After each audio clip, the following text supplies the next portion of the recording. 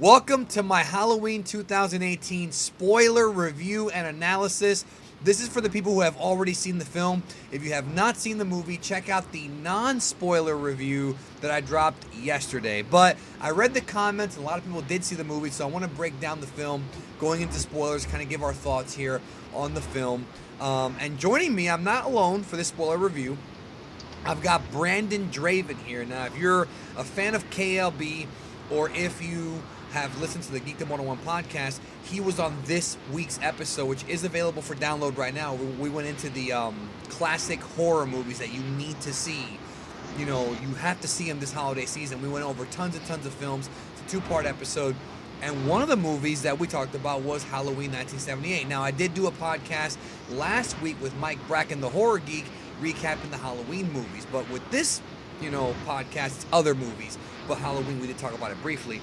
Now I want to talk about Halloween 2018. So Draven, welcome to World of Geekdom. What's up, man? I'm happy to be here. Yes, Draven is a Halloween lifelong fan, Carpenter fan. I love that movie. I love Johnny Carpenter, bro.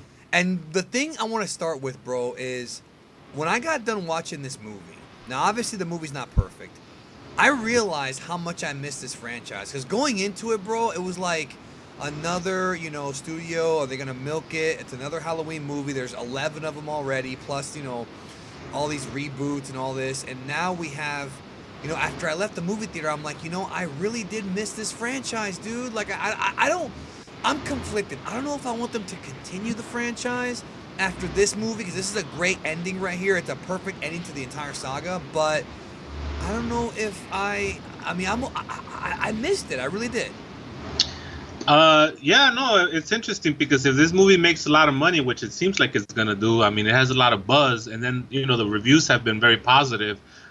You bet your ass there's gonna be a second one. They got the rights from Dimension Films, like 3 years ago, and I'm talking about Blumhouse. Yeah. So if there's room to make more money, yeah, they're gonna make more movies. But for now, let me tell you guys this: what I do like about this team is that this is a team that understands the horror genre. This is a team that understands the fanboy community, because they themselves are fans. A lot of the production team that worked on this movie were huge fans, and they understood what the Halloween fans wanted. And it was one of the guys, his name's Ryan. He's the one that called Jason Blum back in 2015. And what happened was that the film rights that the Weinstein brothers owned through their Dimension company had expired, and he sent them an email, and he's like, dude, you got to get on this, and Jason Blum was like, okay, well, let's see. And he ended up buying the rights from the Akkad family, and then there you go. The film was officially in pre-production, and it was written by the guy who wrote Alien Covenant.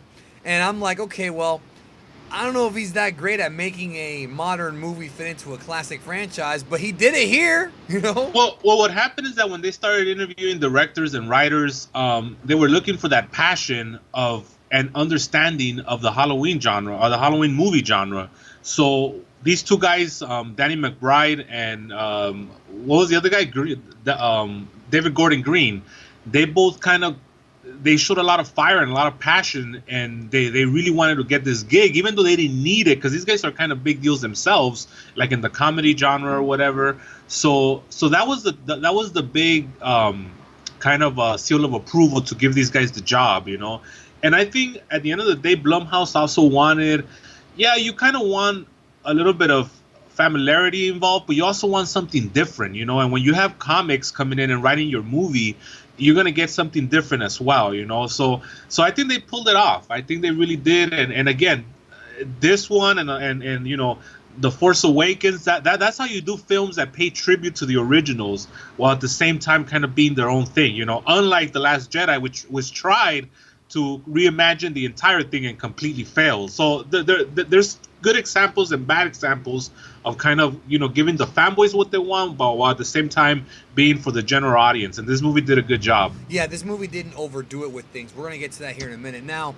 first thing I want to talk about is the opening credits. I was so happy to see these opening credits, bro. I miss movies that have opening credits. I miss it, and it's like the pumpkin inflating, like this is like the resurrection. Yeah. Obviously, there's already a Halloween Resurrection, which has Busta Rhymes doing karate, but this one, it's inflating. And I think the way it's going to be, I've been seeing some film fans say this. So now, Draven, the retcon is the 1978 movie is now going to be referred to as John Carpenter's Halloween, because his name is on the poster. And this one's just going to be called Halloween. That's what people are saying. I still am not a huge fan of the title of the movie, but it could get a little confusing. I don't like it either. I mean, the community is also calling it Halloween Age 40. Halloween like 2018. So there's going to have a bunch of names. But again, this is the third Halloween of film. And it's like, for marketing purposes to the general audience, it's easier to just call it Halloween. But for the hardcores, it just kind of confuses everything, because you have the Rob Zombie one, you have the John Carpenter one. Yeah, but I think that this confuses people too, because there's people who I've talked to who keep asking me, do I have to watch the other movies? There's people who don't know this movie retcons 10 sequels. Yeah, well, I mean, that's good, because they'll find out when they hit the theater. Yeah, except when they get confused at first. Now, I want to talk about how movies nowadays do tend to have this, personal politics. We got to have strong female characters, this and that. And I think, again, Last Jedi comparison, the Rey character in Last Jedi became even more of a Mary Sue than she was in Force Awakens. I love Jamie Lee Curtis portrayal. I love that too, bro. Let me interrupt you there for a second, because that was my biggest concern. Yes. Now, this is not to say that the feminist movement or the social justice movement is a wrong thing. This is more to say that sometimes it gets pushed a little bit in films, and they do it wrong. With the trailers, I was kind of concerned, because we're in that era, right? And I'm like, oh my god, this and that. But that's not what it was at all. They played it up a little bit, but also the Jamie Lee Curtis character, Laurie Strode, she was flawed. She had PTSD. There's a great scene. There's a great scene. We're in spoiler territory now, right? No, this whole review is spoiler. I already did my non-spoiler. We're gonna talk about everything here. Okay, so there's this great scene where the Laurie Strode's family is having dinner, and she has a complete breakdown in the dinner table. That was great acting right there. And her character is scared, but she's driven. In the scene at the end where she's going through the house with the shotgun and the flashlight, they do it where you hear her breathing. Yeah, she's scared. She's scared. Exactly. And then when she fights Michael, she's not. Okay, what would have pissed me off is if she would have kicked Michael's ass. It took the three women together, her daughter, and her granddaughter, to kick his ass. And even in the scene where like her daughter was like pointing the gun, no, I can't do it, psych, and then shot him, I thought that was perfect. That got a big pop when I saw it, bro, because it was everything. Because what happens now is that when you see it again, you're going to have a lot of little details that she was kind of bullshitting the whole time. Because what people forget is that Laurie trained her daughter to be a fighter since birth. That's right. And that was the whole thing, that she trained her to be a warrior, and all of a sudden, part of the training was to play possum, bro. That was pretty fucking cool. And then at the right time, she fucking revealed herself and is like psych, and she fucking shot Michael. And I love that shot of fucking him getting shot in the neck and him no selling it. That was another great. So you get everybody over in that scene, bro. It was fucking great. No, it was great, and it was I thought it was the right way to do not just a good female character, a good character. Because Laurie Strode was all screwed up throughout the whole movie. She wants to have this family bond, but she's got this weight over her head because she knows that Michael, for 40 years, is not dead. Obviously, the first Halloween movie kind of left it up to the imagination. This movie, we find out in the movie that Loomis was about to finish off Michael, and then he stopped. He didn't finish him off. We're going to talk more about that later. Because Donald Pleasance, unfortunately, was missed here. They couldn't do anything about it, but he was missed. And the new guy, we'll talk about that in a minute, but I felt like I loved the Laurie Strode character because she was, when she's fighting Michael, she's getting some hits in on him, but Michael is still stronger than her because Michael has this weird superhuman, I don't want to say supernatural, but he's a strong guy. I mean, I guess at the end of the day, it is the representation of evil, because there was plenty of points here where a normal human being would have died, and he doesn't die, bro. He got shot in the fucking neck, and then he got fucking ran over, and then he got a fucking stabbed, I think, a couple times, and the guy just keeps on coming. So I think the answer is that yes, there's a supernatural element to him, and and then to top it off, he fucking stood still in one place for 40 fucking years, bro. He just stood there. And you know what I'm saying? And that was fucking pretty awesome how they explained where he's been the whole time. Yeah, they moved him around, but for general, he never spoke. He never talked, and that was the motivation of the new scientist. He was talking about how he wants to hear Michael talk. He was obsessed with hearing Michael talk. We're gonna get to the twist here in a minute that didn't really play out. But yeah, he is evil. He's pure evil. But there were a couple of times in this movie where I thought they were gonna go with some cheap heat, and they didn't. Case in point, early in the film, he kills a kid to hijack the car. I thought that was shocking, but it was also something that they had to do to move the plot along. Then later on in the film, there's a scene where he's in a house and you hear a baby crying. And the first thing that popped in my head is, please don't tell me they're going to go the cheap heat route. That's right. The baby. That's right. And the fact that he didn't kill the baby, I actually like that more. Not just that, but he's also walking down the street and there's kids wearing Halloween masks bumping into him. Michael Myers does not like... This is what I've noticed about that character. Then this is the by the way, the original Michael Myers, not the ones from the old sequels. We have to ignore all that. This is the original Michael Myers in this movie and 78. Michael Myers actually prefers the hunt. He wants to hear the babysitter scream. He's sadistic. He likes hearing these young women cry out in fear before he kills them. He likes to kill, but he doesn't like to kill like, what's a baby gonna do against him? It's almost like he gets off on it. He gets off on killing these, these pre-adults, these teens, these younger women. Yeah, so a couple of things right here as far as the psychology of writing those scenes. First of all, when he kills the kid is a threat to him because they establish that the kid knows he knows his way around with the shotgun. He has a gun, yeah. And he comes out, and the kids, they also kind of make him a little, not super annoying, but he's one of those kids in movies where he acts like a grown up and he's supposed to know more than a grown up. I don't really like those characters. I did like the part where he's like, "Don't shoot!" Boom. I did like that part with the. It's so funny, bro. So I don't know. It's late in the night here. It's 3:00 in the morning. So the thing was, I'm putting this up today, bro. So they established the kid. And no, not that kid. This kid. Not the he's not 1, 2, 3. He didn't shoot the guy in 1, 2, 3. All right, I'll keep going. That he's kind of like I said, he's a threat.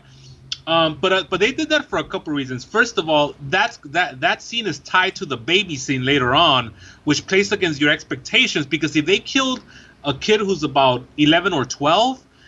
Then you're thinking, oh my God, he's gonna kill this baby. So already your adrenaline's going up, and it worked perfectly. This is a great work, bro. I love the psychology here because when they hear the baby crying, when you hear the baby crying, you know that all bets are off because you already saw a kid get killed earlier, which was kind of a preteen.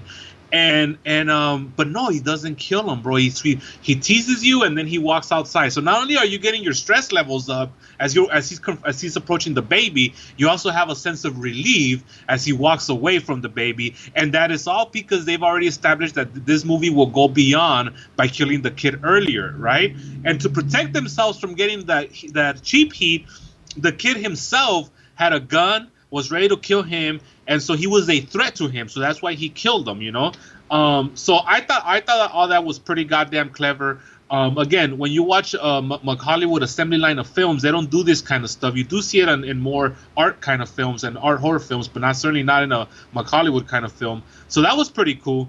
So there was a lot of that kind of little kind of messing with your. Just kind of messing with your emotions, which was what a film like this should be doing. It should be messing with your emotions, and it should be taking you up and bringing you down, and vice versa. So that was pretty good. Now, a couple things that I was worried about too, that the movie did kind of give us, but thank God they didn't go too far with it. There were a lot of homages to previous films, but there was also a lot of meta. The 3 examples that come to mind is when they referred to this incident in 78 as the babysitter murders. That's actually the original title for Halloween. That was cool. And actually, Laurie refers to Michael as the Shape. Correct me if I'm wrong, but did they ever actually call him the Shape?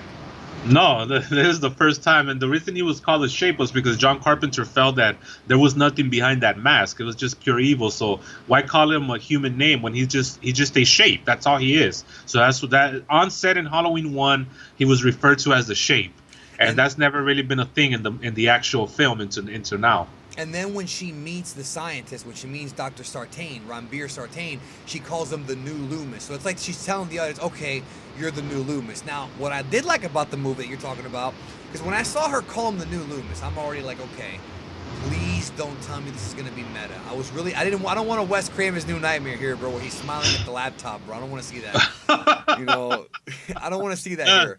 I don't want, like, this movie had tributes to the first movie, but I don't want them to overdo it.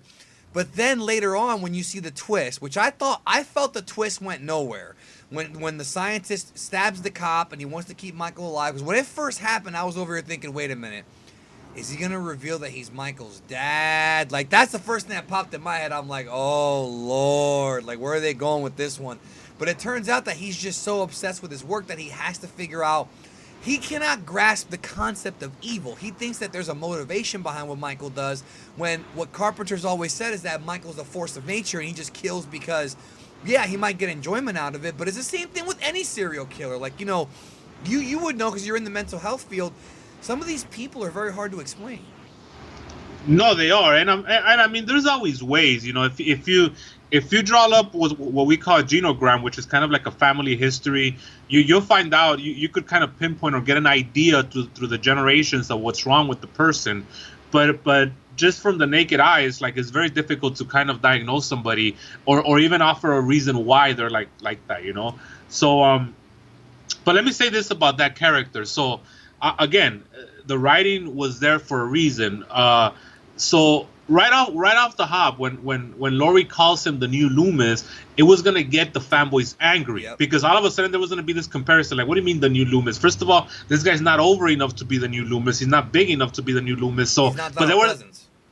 Exactly. So those are big shoes to fill. So all of a sudden, when she said that, it put that little thing in your brain where it's like, fuck this guy. So there's like that subconscious resentment towards Dr. Sartain, which again was very clever for what happens later on. And then later on, again, they're playing against your expectations, because one of the things when Dr. Sartain has his heel turn, or he turns into a bad guy, I should say, for the general audience listening, there was a groan in the audience, and myself included, like, oh God, here we go. This is where it's going, because we had sat through 4, 5, and 6, which is the Thorn trilogy, which kind of gave you this idea that there was this mad doctor behind Michael, and again, I also thought that they were going to reveal that he was the actual villain of the entire thing, manipulating Michael from '78, and thank God they didn't do that one. So they do all this to build your emotion and your anger. Again, I could feel the tension when I was watching in the theater.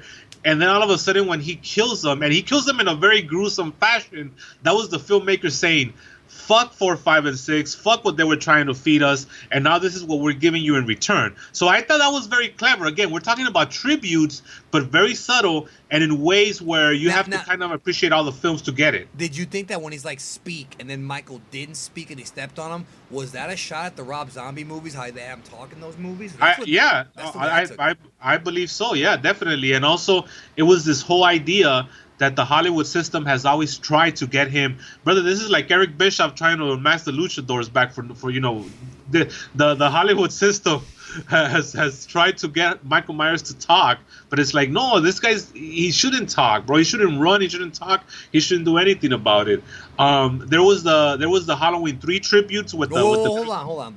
Let's go through some of these. All right, you're going ahead of me. All right, so. Couple of things. First of all, there's tons of scenes in the movie that are homages to the first one. Obviously, and the second one. Well, I'm going to get to them, but like the classroom scene where he looks out the window, Laurie did the I same love thing. that. I love that. Laurie this time. Yeah, I love that. Having like the first person from Michael Myers' perspective. Also, by the way, that scene also had the same speech from the teacher about fate and all that. Yeah, and also the scene where Michael like gets like his early kills in the movie in the second act. The way the camera kind of stayed in one spot, it wasn't cut. I thought that was really, really well done. I love when movies do stuff like that, and it's so hard to do. Here's the stuff I picked up on. Okay, you're talking about the tracking shot, right, where it's following him. Yes. Okay. I love that. All right. So other than all the tributes to the first movie, all right, the kitchen kill was right from Halloween 2. Same thing. I love that. I popped for that, bro. I love it. It was almost scene for scene almost. Yeah, same thing with actually him getting burned. That was also Halloween 2. That The was, yeah. the mask from Halloween 3, the mechanic getting killed from Halloween 4, the wacky cops from Halloween 5 because they're a little less wacky in this version, but there's still a couple of wacky cops. And then Yeah. the bathroom scene where they killed the podcasters or whatever, that was like right out of Halloween 6 and Halloween H2O. So I mean, I picked up Yes. on all those. What else is there? I mean that's pretty much it that I could think of. And there some of the staging of the scenes, like you said, they're also tributes, and also one of the most famous scenes in Halloween 1978 is where he shadows out of the closet. Remember when Laurie's kind Yeah, of that's there, one and of the scariest scenes in the whole movie. so again, the big payoff there was at the end when they set up Michael and they trap him in the basement. She shadows out of the window. Remember that scene? And that's kind of the last shot. So that's really like a big homage. That's the biggest homage there in the movie because people remember that scene of him kind of coming out of the shadows, and then she comes out of the shadows at the end, and that's it. And they got a big pop when I watched it. So the way the movie was structured, I wanted to get your thoughts on this. I feel like the three act structure. I don't know if this was like studio meddling or if there was something going on, but it felt like, the first act really built this as being a psychological story. Like they're almost going for this like Laurie and Michael are destined to clash. Like that's kind of been the whole thing. That they're gonna meet up one more time, and this time we're gonna get an outcome finally. Then the second act became just any other Halloween movie. I mean, the kills I thought were very brutal, but they were very simple. Michael used, a crowbar, a knife, just kept things very simple. Not anything too cute, like a lot of horror movies I think have had lately. Then the third act was like kind of that personal showdown, but it did also somewhat feel like a haunted house, except that this time it was purposely set up to be that way because she actually, the twist, or one of the twists, was that it was supposed to be not a refuge, it was a trap to seal Michael down there. So, was this done on purpose, you think? Or was there, I feel like there might have been two different scripts here, and they just kind of mixed it together. No, I think the whole idea was the hero's journey for Laurie. I think she herself, during the third act, had to muster up strength because the day is here, right? The day that she feared for 40 years has finally come, and he's there, and he's breaking through the door, and he's ready to come in. So there is a lot of sense of just trying to get through it, and then at the end, when she finally has the courage enough to do it, that's when she, burying Michael underneath that basement kind of allows her to get through her issues and hopefully live a happier life. Although, like a lot of classic movies, we don't know that because once the monster dies, the movie ends, which is a classic Quentin Tarantino saying. So yeah, so that's it, and so I think the script was coherent. I don't think there was a lot of meddling. There's a lot of plot holes and a lot of things that I didn't like, as far as like I didn't like how Michael found the house so quick. How the hell did he find that house? You could say that the cop itself had a GPS, but that's kind of stretching it a little bit, you know. How would Michael know how to even use a GPS if he's been in confinement for 40 years? Yeah, so that was one of the ones where I saw it. I'm like, fuck, I don't like that at all, and that affects the story. So it's like a valid criticism, because you have to show me how he found the house. And I guess if I see it again, maybe there's some little thing there. But as far as I know, he just found it. The other, some of the other criticism, like how he found his mask and all that. I mean, I think everybody, when the bus crashes, and that's another homage to the first one. I don't think you said that, right? When all the crazies and the loonies are walking around. We haven't talked about that yet, no. Oh, so that's another tribute to part one, because that was also kind of the same thing, really was the same thing. One of the things that did surprise me too was the mention of his sister, because obviously his sister has been talked about in the first film, but they didn't really focus too much on her. And I thought for this movie they would just totally ignore her because it's just a thing of the past. But they had a lot of talk about Judith and how he killed her and whatnot, but they didn't go too deep. They still kept it a mystery. They didn't do what Rob Zombie tried to do, and I was okay with that. I just feel like Michael, whether or not he's supernatural, he has a lot of endurance. We know that. But in this movie, he wasn't played up like some cultish demon. He was just played up like a guy who's a serial killer. It was very realistic in that sense. What did you think of the snapshots of his face when there was because what happened? They only showed the side of it. Well, no, because when he was fighting, when he was fighting one of the podcasters, they show like quick cuts. Remember that? Because he doesn't have his does he have his Oh yeah, he already has it, right? No. He kills the podcasters in the bathroom. He chokes the chick and he, slams the guy's face through the turnbuckle or whatever you want to. I mean, we like a turnbuckle for us, bro.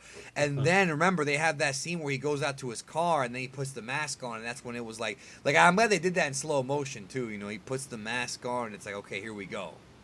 And the thing about so I love that red herring with those two podcasters, because all the trailers were centered around the podcasters, and also the beginning was centered around the podcasters. So you're thinking, okay, they're gonna be a big deal, right? But they're just set up. That's how they are. Hitchcock on us, brother. And that was pretty cool because when they died, it was like everybody could die at this point, and they did that with a couple characters where they told you just again using your own expectations against yourself from other movies you've seen.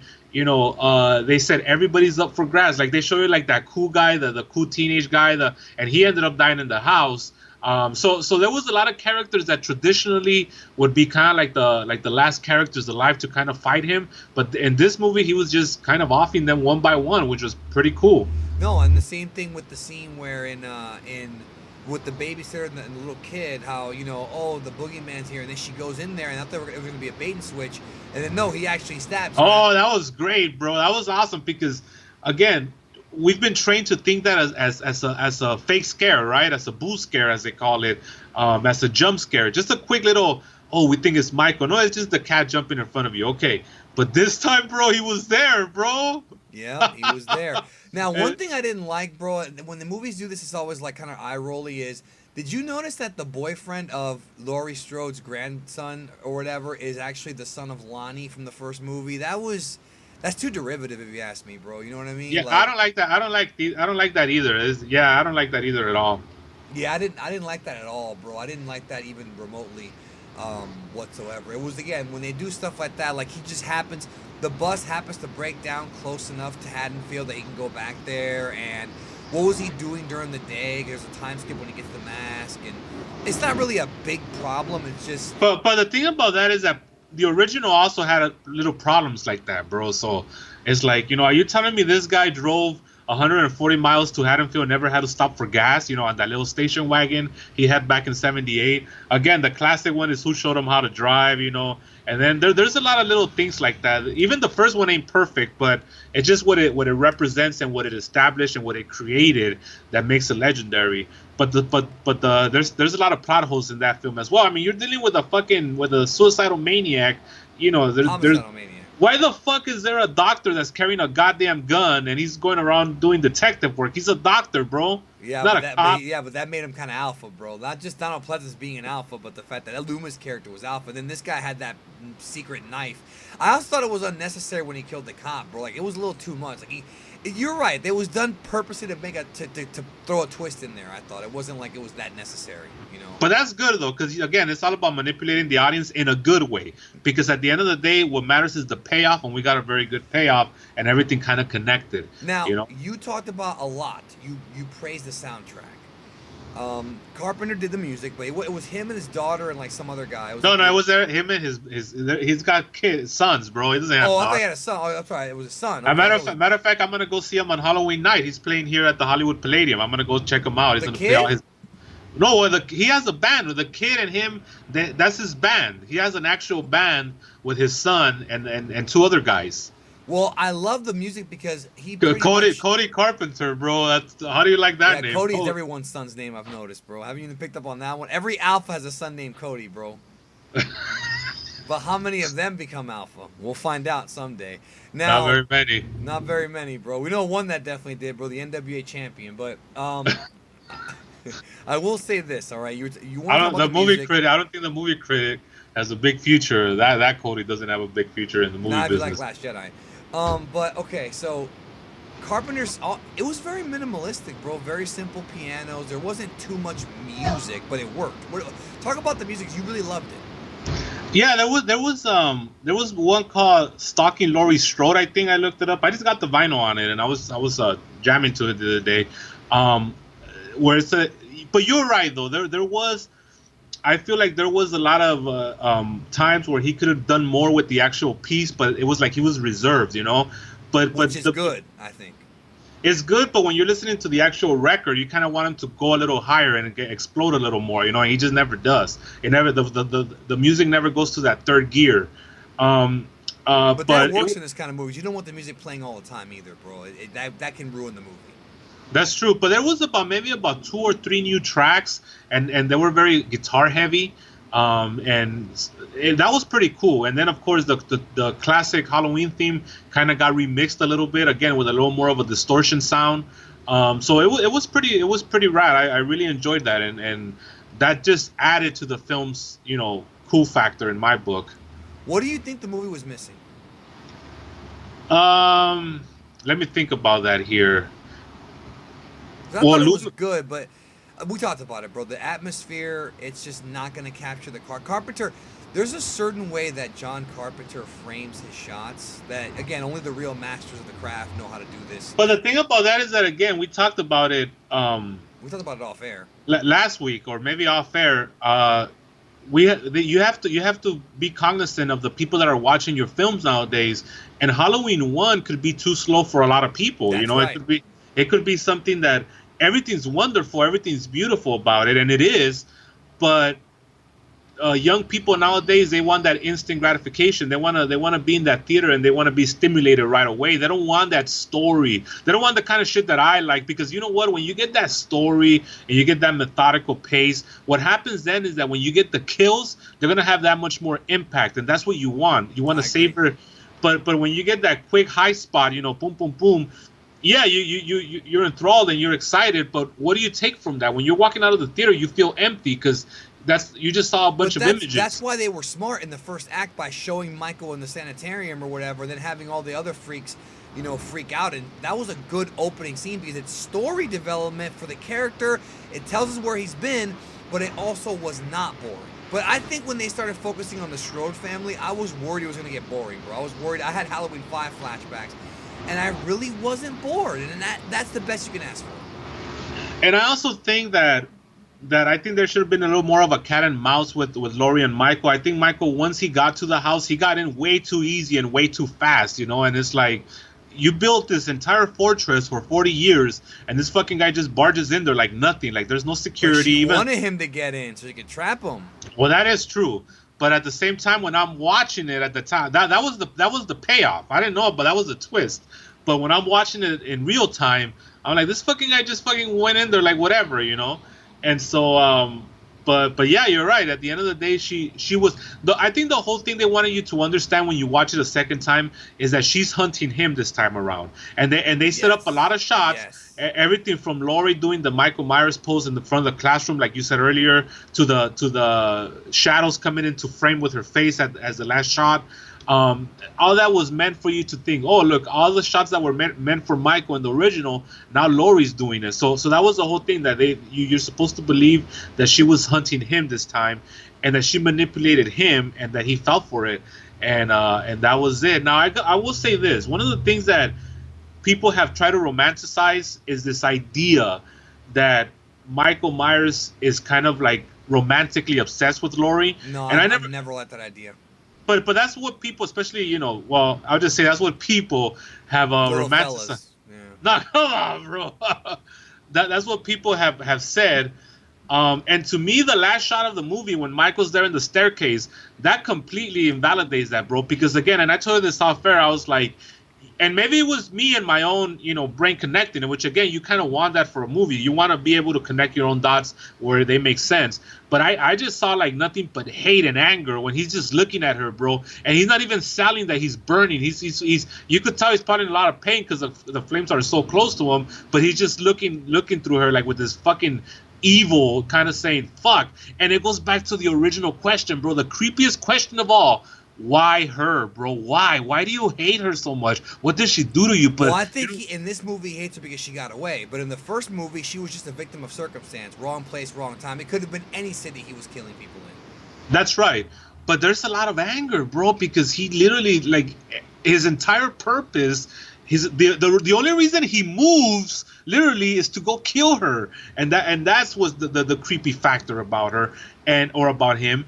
And so at the end, when he's just looking at her, even with the whiteness of the mask, you could sense his anger and his hate, and he's just seeing her, and he's saying, you know what, I don't know how I'm gonna get out of here. Hopefully my movie makes a gazillion dollars, and I'll find my way out of this basement, and I'm gonna come and get you again. So that's the thing. I thought it ended pretty good. Well, we're going to leave it on that note. I just want to say that I've noticed that a lot of the traditional film critics that I do respect have said the movie's disappointing. It's an average movie. I don't know what they were expecting, but a lot of the horror fans are loving it. It's interesting, man, because this movie, like you said with Blumhouse, they knew their audience because, dude, I've had so many critics say, it was okay, it was all right, but the people who are fans of the series really dug it. I think it's because the story is incredibly simple. I think it's a very simplistic story. I think the producers and the director didn't want to get too out of whack. They didn't want to get cute. Yeah, exactly. So let's just keep it simple. Let's just keep it. He's hunting her. This, that. We'll add a couple little gimmicks there in the middle, but that's it. And I think critics nowadays expect something a little more deep. But a franchise like this, by its very nature, you can get deep because the subject. Every time they've tried, it's failed. Exactly, and the subject itself is a little laughable when you start thinking about it, because at the end of the day, this guy, think about it, bro. They never explain how he's fucking 61 years old and he has this kind of strength. That's another thing they never explained. You know, he's like Bruno, bro. He sold out all the clubs. Here's a question, though. All right, before we wrap up, where was Nicky Castle at, bro? I tried to spot him, but I couldn't. He was only in a couple of scenes. I guess it was other people doing Michael too. No, it was two guys doing Michael. It was that 6'5" guy, the tall guy, the guy that was actually doing Michael throughout the entire film, and then Nick Castle kind of came in a couple scenes. And it wasn't Nick Castle's face when they showed like the side of Michael's face, but it did look like Leon the Professional, bro, for some reason. I don't know why that popped in my head. Nick Castle was at the screening that I was at, and he's a short guy, and he's also fat now. That's why maybe it was I don't know where he would have come out, but he's in there somewhere. That's for sure. That's another tribute. They kind of brought him in, and he was in there. Yeah, absolutely. Now, before we get out of here, let me ask you this: any particular scene or segment that you really liked? The whole the one that really stood out for you. The scene, like I said, the one that was that one shot where he gets in the house and kills the lady from behind. That was great. The Halloween 2 homage was great. The scene where he's in the window and Laurie sees him and tries to shoot him from the window, I love that.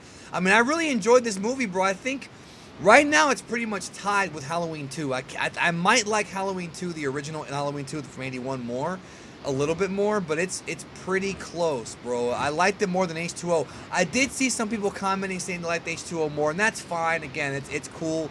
H2 is not a bad movie, bro. I mean, it really isn't. I've changed my mind on it a bunch of times. And I think it panders towards that 90s crowd, so that means that if people see it now, it's going to be very, very dated, and that's one of the problems with it in hindsight. Yeah. But for the time, I mean, they bring in LL Cool J, and it's all that young, teeny poppy shit that kids. Yeah. But it's also part of the horror genre of the time, with the Scream kind of thing going on. Yeah. But the actual movie's not bad. And I think they also do a better job. I think H2O does a better job in that first reveal of Laurie and Michael after 20 years. When he looks at her through the window. That's one of the classic images in the Halloween franchises when he peeks in and she sees them for the first time and they meet and they see eye to eye after 20 years. That's a pretty cool scene. I think that scene is better than what they pulled off here as far as the first time they see each other again. Also, in Halloween 2, we see his body burning. In this movie, they show the flames going up, but we actually don't. They cut away. That, to me, I'm worried about this. Well, that leaves it open. And also, remember, when they come back, and they start showing a lot of flashes of the house. That was a tribute to the end of part 1, where they start showing the neighborhood and this and that, and then they show the empty grass space where he fell. They did the same thing here. They show different pieces of the house, and they come back, and he's not at the stairs anymore. I mean, he's still stuck there. No matter what, he's gonna burn, but he's not in the stairs anymore. So that was pretty cool.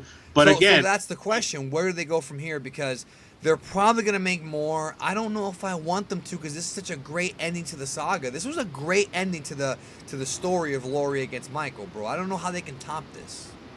And I don't know either. And that's the thing that these Unless because they get stupid, bro, and they say the daughter becomes a new killer, or like stuff. I don't like when they do stuff like that, bro.